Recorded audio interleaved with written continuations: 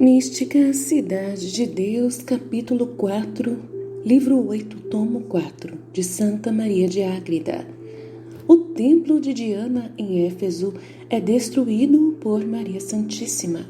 Os anjos levam-na ao céu empíreo, onde é preparada pelo Senhor para entrar em batalha com o dragão infernal e vencê-lo. O duelo começa com tentações de soberba. As glórias de Éfeso. Situada no limite ocidental da Ásia, Éfeso é muito celebrada na história, pelas grandes coisas que nos séculos passados fizeram-na ilustre e famosa em todo o orbe. Sua maior excelência e grandeza, porém, foi ter hospedado a Suprema Rainha do céu e da terra por alguns meses, como se dirá adiante. Este singular privilégio tornou-a muito feliz, porque suas outras excelências verdadeiramente a tinham feito infeliz e infame até aquele tempo, pois o príncipe das trevas nela havia colocado seu trono. Nossa grande Senhora e Mãe da Graça, hospedando-se nesta cidade, agradecida aos seus moradores que generosamente a receberam e lhe ofereceram alguns dons, quis, em sua ardentíssima caridade, pagar-lhes a hospedagem com maiores benefícios, como a benfeitores e mais próximos do que os estranhos. Se com todos era liberalíssima, com os de Éfeso sê-lo-ia com maiores demonstrações e favores. A gratidão inspirava-lhe estes sentimentos, julgando-se devedora e na obrigação de recompensar todo aquele país. Fez particular oração por ele, pedindo fervorosamente ao seu Filho Santíssimo derramar suas bênçãos sobre os habitantes e, como piedoso Pai, os iluminar e chamar a sua verdadeira fé e conhecimento. Éfeso merece castigo. Respondeu-lhe o Senhor, que como Senhora e Rainha da Igreja e de todo o mundo podia usar de seu poder para tudo quanto quisesse. Advertisse, entretanto, o grande impedimento que havia naquela cidade para receber os dons da misericórdia divina. Suas antigas e atuais abominações nos pecados que cometiam tinham posto cadeados nas portas da clemência. Mereciam o rigor da justiça que já teriam experimentado, se o Senhor não tivera determinado que ali viesse residir a rainha. As maldades de seus habitantes chegaram ao cúmulo e o castigo estava suspenso por causa da presença da Senhora. Compreendeu Maria Santíssima que, junto com esta resposta, a divina justiça lhe pedia consentimento para destruir aquele povo idólatra em Éfeso e suas imediações. Muito se afligiu o piedoso coração da amável mãe, mas não renunciou a sua quase imensa caridade. Então bate com o que a gente ouve da Valtorta, que ela se aflige muito. Mas a gente não vê a Santa Ágreda explicando como é uma cena de Nossa Senhora afligida, né? Aí a Valtorta explicou a cena maior de todas, em que Nossa Senhora ficou muito, muito perturbada, muito afligida, né? Mas que a caridade dela mesmo assim venceu, né? No meio disso tudo. Mesmo a caridade por Deus, como a caridade pelos homens também. E caridade não é você deixar de falar a verdade. E ela só falou a verdade na cena da Valtorta que nós lemos ontem, né? Multiplicando as súplicas, replicou ao Senhor: Maria intercede pela cidade. Rei Altíssimo, justo e misericordioso, bem sei que o rigor de vossa justiça se exerce quando não haja lugar para misericórdia. Para esta vos contentais com qualquer motivo que vossa sabedoria sabe encontrar, ainda que da parte dos pecadores seja pequeno. Vede, pois, Senhor meu, como esta cidade me acolheu para nela viver, em cumprimento de vossa vontade, como seus moradores me socorreram, oferecendo até seus bens a mim e a vosso servo João. Moderai, Deus meu, vosso rigor, voltai-o contra mim, que padecerei pela salvação destes infelizes. sendo todo-poderoso de bondade e misericórdia infinita para vencer o mal com o bem, podeis afastar o obstáculo para que possam se aproveitar de vossos benefícios, e assim não vejam meus olhos perecer tantas almas, obras de vossas mãos e preço de vosso sangue. A esta rogativa respondeu o Altíssimo: minha mãe, minha pomba, quero que conheças expressamente a causa da minha justa ira. E quanto a merecem estes homens por quem pedes? Prestai atenção e o vereis. Logo, por visão claríssima, se manifestou à rainha tudo o que segue. Conciliábulo contra o Estado religioso. Muitos séculos antes da encarnação do Verbo em seu virginal seio, entre os muito conciliábulos que Lúcifer convocou para maquinar a destruição dos homens, houve um no qual assim falou a seus demônios: pelo que eu soube quando estava no céu, em meu primitivo estado, pelas profecias que Deus revelou aos homens e pelos favores que concedeu a muitos amigos meus, deduzi que será muito agradável a Deus que criaturas humanas de ambos os séculos, nos tempos futuros, se abstenham de muitos vícios que desejam manter no mundo. Renunciarão especialmente aos deleites carnais e às riquezas e sua cobiça, e desta até o que lhes seria lícito. Para isso procederem contra meus desejos, Deus lhes dará muitos auxílios, com que de livre vontade serão castos, pobres e obedientes, sujeitando a própria vontade e a de outros homens. E se com estas virtudes nos vencerem, merecerão grandes recompensas e favores de Deus. Como percebi que em alguns que têm sido castos, pobres e obedientes, meus planos fracassarão muito por estes meios, se não tratarmos de remediar este dano e compensá-lo por todos os caminhos possíveis à nossa astúcia.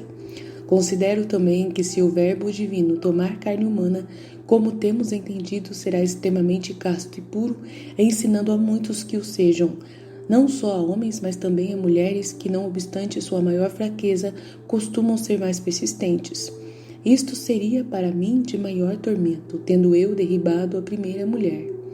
Além de tudo isto, as escrituras dos antigos prenunciam os favores que o Verbo, ao se encarnar, concederá aos homens, elevando e enriquecendo com seu poder a natureza humana. O inferno parodia a vida religiosa. Por me opor a tudo isto, prosseguiu Lúcifer, quero vosso conselho e colaboração, e tratemos desde já de impedir que os homens consigam tantos bens. Assim, de tão longe vem o ódio e os planos do inferno contra a perfeição evangélica professada pelos sagrados institutos religiosos. Discutia-se longamente o assunto entre os demônios e concordaram nas seguintes decisões. Multidões de demônios ficariam preparados para chefiar as legiões destinadas a tentar aos que tratassem de viver em castidade, pobreza e obediência.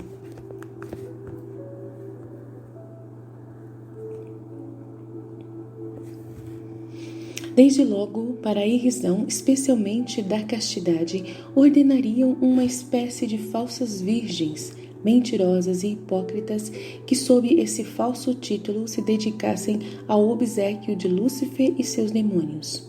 Pensaram os inimigos que por este meio não só arrastariam com maior triunfo estas almas para eles, mas ainda desacreditariam a vida religiosa e casta que, segundo previam, seria ensinada pelo Verbo manado e sua mãe. Para o bom êxito e maior aceitação desta falsa congregação religiosa planejada pelo inferno, determinaram fundá-la com fartura de todas as coisas materiais e deleitáveis à natureza, enquanto consentiriam as ocultas vivessem licenciosamente sob a aparência da castidade dedicada aos falsos deuses, servos e servas do demônio. Surgiu a dúvida se tal congregação seria masculina ou feminina. Alguns demônios queriam que fosse de homens, porque seriam mais constantes e a instituição viria a ser perpétua. A outros parecia que aos homens não era tão fácil enganar como às mulheres. Aqueles racionam com mais força da razão e podiam chegar a conhecer o engano mais depressa. Com mulheres não havia tanto risco, porque são de julgamento superficial, fáceis para crer e ardentes no que amam e empreendem, e mais a propósito para se conservarem naquele engano. Este parecer prevaleceu e foi aprovado por Lúcifer, ainda que não excluiu completamente os homens. Acharia alguns que abraçariam aquelas falácias por causa do crédito que lhes trariam. Os demônios os ajudariam em suas falsidades e embustes, para não perderem a vã estima dos outros homens. A estes Lúcifer ganharia com sua astúcia, e por eles conservaria por muito tempo na hipocrisia e ilusão aos que se sujeitassem ao seu serviço. Falsa virgindade. Neste infernal conselho, determinaram os demônios criar uma congregação de supostas virgens pela seguinte razão, exposta pelo próprio Lúcifer. Ainda que terei muito prazer em possuir virgens dedicadas ao meu culto e reverência, como Deus as quer ter, a castidade e pureza do corpo me ofendem tanto que não as poderei suportar mesmo quando dedicadas à minha grandeza. Por isso precisamos procurar que estas virgens sejam objeto de nossas torpezas. Se alguma quiser ser casta no corpo, a encheremos de imundos pensamentos e desejos interiores, de sorte que nenhuma seja realmente casta, ainda que por sua vã soberba queira guardar continência. E sendo impura nos pensamentos, procuremos conservá-la na vanglória de sua virgindade. As Amazonas. Para começar esta falsa congregação, percorreram os demônios todas as nações do orbe e lhes pareceu que umas mulheres chamadas Amazonas eram o propósito para a execução do seu diabólico plano. Estas Amazonas haviam descido da Sítia para a Ásia onde viviam. Eram belicosas, superando a fragilidade do sexo com arrogância e soberba. Pela força das armas, apoderaram-se de vastas regiões e estabeleceram sua corte em Éfeso. Por muito tempo governaram-se por si mesmas, designando-se sujeitar-se aos homens e viver em sua sociedade, o que elas, com pretensiosa altivez, chamavam escravidão. Como a história fala muito deste assunto, ainda que com muitas versões diferentes, não me detenho a tratar delas. Para minha finalidade, basta dizer que, sendo estas Amazonas soberbas, ambiciosas, da honra vã e refratárias aos homens, Lúcifer encontrou nelas boa disposição para enganá-las sob o falso pretexto da castidade. Incutiu-lhes na mente que por este meio tornar-se-iam famosas e admiradas como os homens, e alguma poderia alcançar a dignidade e veneração de deusa. Com a extrema ambição desta honra mundana, reuniram-se muitas Amazonas, virgens verdadeiras ou não, e começaram a falsa congregação de virgens na cidade de Éfeso. Diana e seu templo. Em pouco tempo aumentou muito o número destas virgens, mais que tolas, com a admiração e aplauso do mundo, que os demônios se encarregavam de despertar. Entre elas houve uma que se distinguia pela formosura, nobreza, inteligência, castidade e outras qualidades. Chamava-se Diana, a Mulher Maravilha. Tornou-se admirada e famosa. A veneração que gozava e a multidão de companheiras que tinha deram origem ao célebre templo de Éfeso, considerado uma das maravilhas do mundo. Sua construção levou muitos séculos, mas foi dedicado a Diana, que, a cegueira dos gentios, começou a venerar como deusa. Em muitos outros lugares foram edificados templos semelhantes sob o título da mesma deusa. Para aumentar a fama desta falsa virgem, o demônio se comunicava com ela e enchia-a de diabólicas ilusões.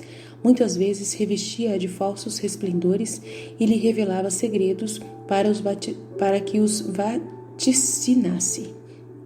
Ensinou-lhes algumas cerimônias e cultos, semelhantes ao que o povo de Deus usava para com estes ritos ser venerada por Diana e pelos outros, para ser venerado por Diana e pelos outros, para que ele fosse venerado. As demais virgens veneravam-na como deusa, e o mesmo fizeram os demais pagãos, tal prodígio quanto cegos em atribuir divindade a tudo o que lhes despertasse admiração. Destruição e reconstrução do templo. Perdurou este diabólico engano, e quando os reinos vizinhos dominaram as Amazonas, e passaram a governar Éfeso, conservaram o templo como coisa divina e sagrada, continuando aquela congregação de virgens loucas. Em certa ocasião, um homem do povo pôs fogo no templo, mas a cidade o reedificou com grande contribuição das mulheres. Isto se passou uns 300 anos, mais ou menos, antes da redenção do gênero humano. Assim, quando Maria Santíssima estava em Éfeso, o templo não era o primitivo, mas o reconstruído, e nele viviam estas virgens em diversos apartamentos. Como no tempo da encarnação e morte de Cristo, a idolatria se encontrava tão estabelecida no mundo, aquelas diabólicas mulheres não tinham melhorado e sim piorado nos costumes. Quase todas tinham abominação e abominável trato com demônios e cometiam outros feíssimos pecados, enganando o mundo com embustes e adivinhações, com as quais Lúcifer mantinha todos e todas na loucura. Oração de Maria. Tudo isto e muito mais Maria Santíssima viu próximo de si em Éfeso. A dor do seu castíssimo coração foi tão viva que teria sido mortal se o Senhor não lhe sustentasse a vida.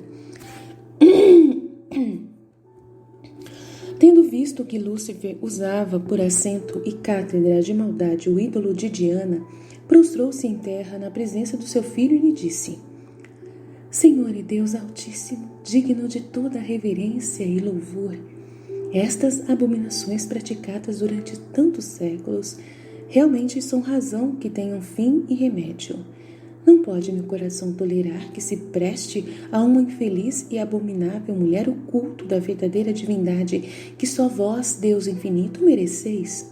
Nem que o nome da castidade fique tão profanado e oferecido aos demônios. Vossa dignação infinita me fez guia e mãe das virgens, como parte nobilíssima de vossa igreja, o mais estimável fruto de vossa redenção e a vós muito agradável. O título de castidade deve ficar consagrado somente a vós, ó Deus, nas almas que forem realmente minhas filhas.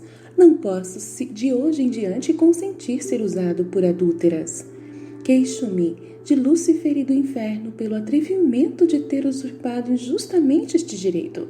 Peço, meu filho, que o castigueis com a pena de resgatar de sua tirania estas almas, e que todas se retirem de sua escravidão para a liberdade da fé e a luz verdadeira. Resposta do Senhor.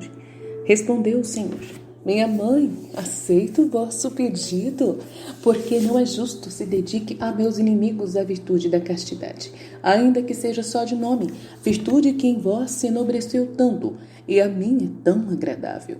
Muitas destas virgens, porém, são precitas, reprovadas por suas abominações e obstinação, e não aceitarão o caminho da salvação eterna. Algumas apenas aceitarão cordialmente a fé que se lhes ensinar. Neste momento, São João chegou ao oratório de Maria Santíssima sem saber o mistério em que se ocupava a Senhora do Céu, nem conhecer a presença do seu Filho Nosso Senhor. A verdadeira mãe dos humildes quis unir suas súplicas às do discípulo amado e, pedindo interiormente licença ao Senhor para falar a São João, disse-lhe: João, meu filho, contristado está meu coração por ter conhecido os grandes pecados que se cometem enquanto o Altíssimo neste templo de Diana, e minha alma deseja que tenham fim e remédio. Respondeu o santo apóstolo: Senhora minha, vi um pouco do que se passa neste abominável lugar, e não posso conter a dor e as lágrimas ao ver que o demônio seja venerado com um culto que se deve somente a Deus. Ninguém poderá acabar com tantos males se vós, minha mãe, disso não vos encarregardes. Maria expulsa os demônios. Ordenou Maria Santíssima ao apóstolo acompanhá-la na oração, pedindo ao Senhor sanar aquele mal. São João foi para o seu aposento, ficando a rainha no seu, com Cristo nosso Senhor. Prostrou-se novamente em terra, na presença do Senhor, derramando copiosas lágrimas, e persistiu em sua oração com ardentíssimo fervor, quase agonizando de dor. Para confortá-la, seu Filho Santíssimo respondeu aos seus pedidos e desejos, dizendo-lhe: Mãe, pomba minha, faça-se o que pedis sem demora. Ordenai com vosso poder de senhora tudo o que o vosso coração deseja. Com esta permissão, inflamou-se o zelo de Maria Santíssima pela honra da divindade e, com o império de rainha, mandou a todos os demônios que estavam no templo de Diana se precipitassem imediatamente no abismo e abandonassem aquele lugar que tinham possuído durante tantos anos. Muitas eram as legiões que ali estavam, enganando o mundo com superstições e profanando aquelas almas. Num abrir e fechar de olhos, caíram todos no inferno. Pela força das palavras de Maria Santíssima, de tal modo se aterrorizaram, que ao mover seus virginais lábios para a primeira palavra não esperavam pela segunda, porque já estavam no inferno, parecendo-lhes vagarosa sua natural velocidade para fugir da mãe do Onipotente. Maria ordena a destruição do templo de Diana. Nas profundezas cavernas procuravam os lugares mais distantes daquela da terra onde se encontrava a Rainha do Céu. Só puderam sair quando assim lhes foi permitido, para com o grande dragão travarem batalha com a Senhora, como logo direi. Advirto que nesta vitória, de tal maneira Maria Santíssima venceu o demônio, que ele não podia voltar ao mesmo lugar e senhorio de que era despojado. Esta hídria infernal, porém, era e é tão venenosa que ao lhe cortar uma cabeça lhe renasciam outras, voltando às suas maldades com novas maquinações contra Deus e sua Igreja. Com o consentimento de Cristo, nosso Salvador, a grande Senhora do mundo prosseguiu em seu triunfo. Mandou um de seus santos anjos destruir o templo de Diana sem deixar pedra sobre pedra. Das mulheres que ali viviam, poupasse apenas as 9 que lhe indicou, ficando as demais mortas e sepultadas na ruína do edifício. Eram réprobas, e suas almas desceriam com os demônios a quem adoravam e obedeciam, sendo sepultadas no inferno, antes que cometessem mais pecados. O anjo destrói o templo.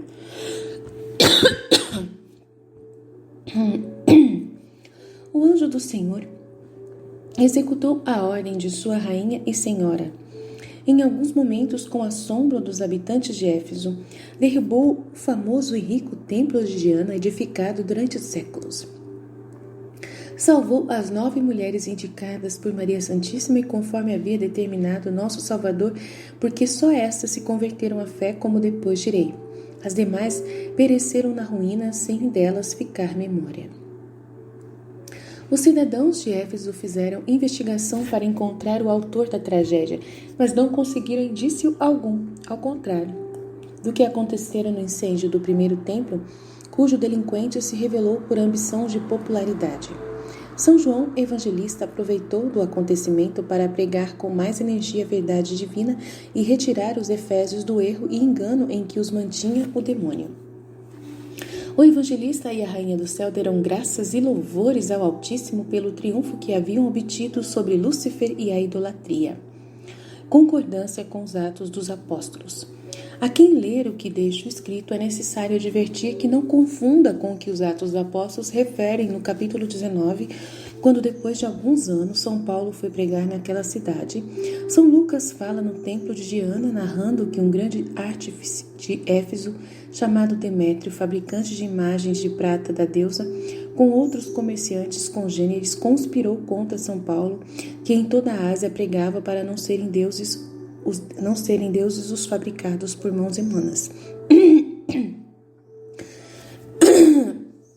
Demétrio persuadiu aos seus colegas que com esta doutrina São Paulo não se lhes faria perder o lucro de sua indústria, como também traria descrédito ao templo da grande Diana, tão venerado na Ásia e em todo o mundo.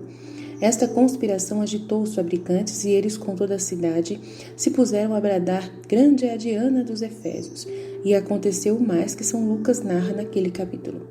Para se entender que não contradiz o que deixo escrito, acrescento que este templo de que fala São Lucas foi outro menos suntuoso que os efésios voltaram a construir depois que Maria Santíssima voltou a Jerusalém. Quando São Paulo chegou para pregar, já estava reedificado. Do texto de São Lucas se colige quão arraigada estava a idolatria e o falso culto de Diana em Éfeso e em toda a Ásia, para tanto concorrer aos longos séculos passados naquele erro e a fama que a cidade granjeara em todo o mundo com esta veneração e templos de Diana. Levados por este engano e vaidade, parecia aos seus habitantes não poderem viver sem sua deusa. É por causa do dinheiro, né? Por causa do comércio. Comércio, sempre é o comércio. A cidade vivia um comércio em volta disso, né? Parecia aos seus habitantes não poderem viver sem sua deusa e sem fazer-lhes templos na cidade, como cabeça e origem dessa superstição. É histórico, cada história, por causa de dinheiro, sempre é comércio, né? Como cabeça e origem dessa superstição que os demais reinos haviam imitado. Tanto pôde, entre os gentios, o desconhecimento da verdadeira divindade que foram necessários muitos apóstolos e muitos anos para arrancar a cisânia da idolatria, principalmente entre os romanos e os gregos que se consideravam os mais sábios e civilizados entre todas as nações do mundo. Maria é levada ao céu. Destruído o templo de Diana, cresceram em Maria Santíssima os desejos de trabalhar pela exaltação do nome de Cristo e a dilatação da Santa Igreja. Dilatação quer dizer o crescimento da Santa Igreja, colhendo os frutos da vitória que obtivera sobre os inimigos. Multiplicando nessa intenção suas orações e súplicas, aconteceu um dia que os santos anjos, aparecendo em forma visível, lhe disseram: Rainha e Senhora nossa, o grande Deus dos exércitos celestes manda-nos levar-vos ao seu trono real no céu, onde vos chama. Respondeu Maria Santíssima: Aqui está a escrava do Senhor, faça-se em mim sua santíssima vontade. Os anjos colocaram-na num trono de luz e a levaram ao céu empíreo na presença da Santíssima Trindade. Nesta ocasião, não se lhe manifestou por visão intuitiva, mas sim abstrativa. Prostrou-se ante o trono e adorou ao ser imutável de Deus com profunda humildade e reverência. Disse-lhe o Eterno Pai: Minha filha e mansíssima pomba, teus abrasados desejos e clamores pela exaltação de meu nome, de meu santo nome, chegaram aos meus ouvidos. E teus roubos pela igreja são aceitos aos meus olhos e me obrigam a usar de misericórdia e clemência em retribuição de teu amor. Quero dar-te novamente meu amor, para com ele defenderes minha honra e glória, triunfando de meus inimigos e de sua antiga soberba. Humilha-os, pesa sua cerviz e com tuas vitórias ampara a minha igreja e conquista novos favores e dons para os seus filhos fiéis e teus irmãos. Maria, guerreira de Deus. Respondeu Maria Santíssima: Aqui está a Senhora, a menor das criaturas, de coração preparado para tudo o que for de vosso beneplácito. Pela exaltação de vosso nome inefável e maior glória, faça-se em mim vossa divina vontade. O Eterno Pai prosseguiu: Saibam todos os cortesãos do céu que eu nomeio Maria para comandante-chefe de todos os meus exércitos e vencedora de todos os meus inimigos. Deles triunfe gloriosamente. O Filho e o Espírito Santo confirmaram a nomeação e todos os anjos e bem-aventurados responderam-se: Faça-se a vossa vontade, Senhor, nos céus e na terra. Em seguida, o Senhor mandou a 18 dos mais elevados serafins que por ordem adornassem, preparassem e equipassem sua rainha para a batalha contra o infernal dragão. Misteriosamente, cumpriu-se nesta ocasião o que está escrito no livro da Sabedoria 5,18. O Senhor armará a criatura para a vingança de seus inimigos, e o mais que ali se diz. Legal, vou ler essa parte. Os 6 primeiros serafins adornaram Maria Santíssima com uma espécie de lúmen, semelhante à impenetrável armadura que manifestava aos bem-aventurados a santidade e justiça de sua rainha. Tão invencível e impenetrável para os demônios se assemelhava à fortaleza do próprio Deus. Por esta maravilha, todos os anjos e santos deram graças ao Onipotente. Maria é armada com a participação da divindade. Outros 6 serafins, a mandado do Senhor, deram outra nova iluminação à grande rainha. Era como um reflexo da divindade em seu rosto virginal, de modo que os demônios não podiam fitá-lo.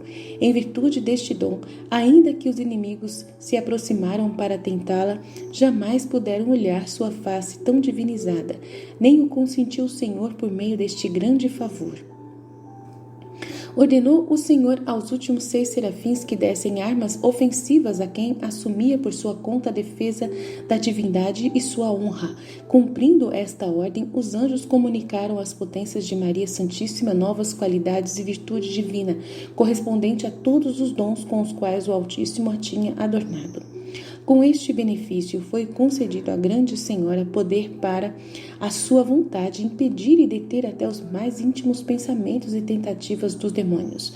Todos ficaram sujeitos à vontade e ordem de Maria Santíssima, sem poderem resistir ao que ela mandasse. Deste poder, ela usa muitas vezes a favor dos fiéis e devotos seus. Este adorno e o que significava foi confirmado pelas 3 divinas pessoas. Declararam a participação de Maria nos divinos atributos que se apropriam a cada uma das pessoas, para que com eles voltassem à igreja e nela vencesse os inimigos do Senhor. A Virgem volta do céu. As 3 divinas pessoas deram sua bênção a Maria Santíssima para despedi-la e a grande senhora as adorou com altíssima reverência. Os anjos trouxeram-na de volta ao oratório e, admirados das obras do Altíssimo, diziam: quem é essa que tão deificada, próspera e rica desce do supremo céu ao mundo para defender a glória do nome do Senhor? Quão ornada e formosa vem para pelejar suas batalhas? Ó eminentíssima Senhora e Rainha, caminhai e atendei prosperamente, com vossa beleza procedei e reinai, conforme Salmo 44:5. Sobre as criaturas e todas o louvem e enalteçam, porque tão liberal e poderoso se manifesta nos benefícios e favores que vos concedeu. Santo, santo, santo é o Deus de Sabaote dos exércitos celestes, conforme Isaías 6:3. E em vós o bendirão todas as gerações humanas. Chegando ao oratório, Maria Santíssima prostrou-se e deu humildes graças ao Onipotente, apegada ao pó, como costumava ao receber estes favores. Começa a luta com os demônios. A Mãe Prudentíssima esteve por algum tempo a considerá-los, preparando-se para a luta que a esperava contra os demônios. Estando nesta reflexão, viu que subiu das profundezas da terra com um dragão vermelho e assustador com 7 cabeças. De cada uma expelia fogo e fumaça com furibunda cólera, e era acompanhado por outros muitos demônios com a mesma figura. Tão horrível era esta visão que nenhum outro vivente a teria suportado sem morrer. Foi necessário que Maria Santíssima, além de ser invencível, estivesse prevenida para aceitar combate com aquelas crudelíssimas bestas infernais. Dirigiram-se todas para onde estava a grande rainha e com furioso ódio e bramidos ameaçavam, dizendo: vamos aniquilar esta nossa inimiga, temos licença de Todo-Poderoso para tentá-la e lhe fazer guerra. Desta vez liquidemos com ela e vinguemo-nos dos agravos que nos tem feito e de nos ter expulsado do templo de nossa Diana, deixando-o destruído. Destruamos também a ela, não passa de mulher e pura criatura, enquanto nós somos espíritos sábios, astutos e poderosos. Não há que temer uma criatura terrena. Tentação da soberba. Todo aquele exército de dragões infernais, chefiados por Lúcifer, apresentou-se ante a invencível rainha, provocando-a para a batalha.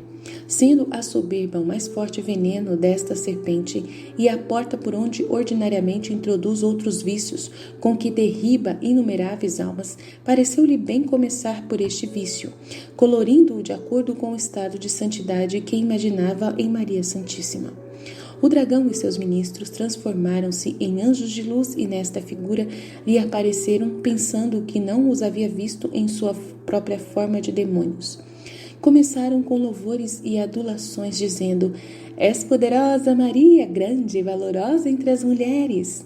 Todo mundo te louva e te celebra pelas tuas grandiosas virtudes e pelas prodigiosas maravilhas que com elas realizas. És digna desta glória, pois ninguém te iguala em santidade. Nós o sabemos mais do que todos e por isso confessamos e cantamos a grandeza de tuas façanhas. Enquanto Lúcifer dizia estes mal-intencionados louvores, procurava lançar na imaginação da humilde rainha indignos pensamentos de soberba e presunção. Maria, em vez de incliná-la a alguma complacência ou consentimento, foram vivas flechas de dor para o seu veríssimo coração. Todos os tormentos dos mártires não lhe teriam sido tão sensíveis quanto essas diabólicas lisonjas. Rebateu-as com atos de humildade, aniquilando-se por modo tão admirável e profundo que o inferno não pôde suportar, nem permanecer mais em sua presença. Fugiram todos com formidáveis bramidos a clamar: Vamos para o abismo, que aquele lugar nos atormenta menos do que a invencível humildade desta mulher. Deixaram-no por então, e a prudentíssima senhora agradeceu ao Onipotente esta primeira vitória.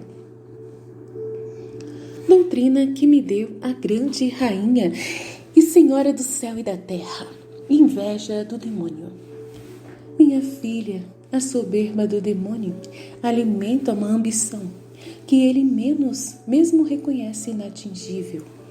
Desejaria ser servido e obedecido como Deus o é pelos justos e santos, e nisto ser semelhante a Deus.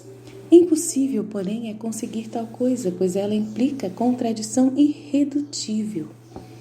A essência da santidade consiste na criatura ajustar-se à regra da divina vontade, amando a Deus sobre todas as coisas, sujeita à sua obediência. Olha a regra da divina vontade. É amar a Deus sobre todas as coisas, sujeita à sua obediência. Olha. E o pecado consiste em separar-se desta ordem, amando outra coisa e obedecendo ao demônio. A honestidade da virtude é tão conforme à razão que nem o próprio demônio a pode negar. Por isto ele quisera, se fosse possível, derribar os bons, invejoso e indignado por não poder servir-se deles.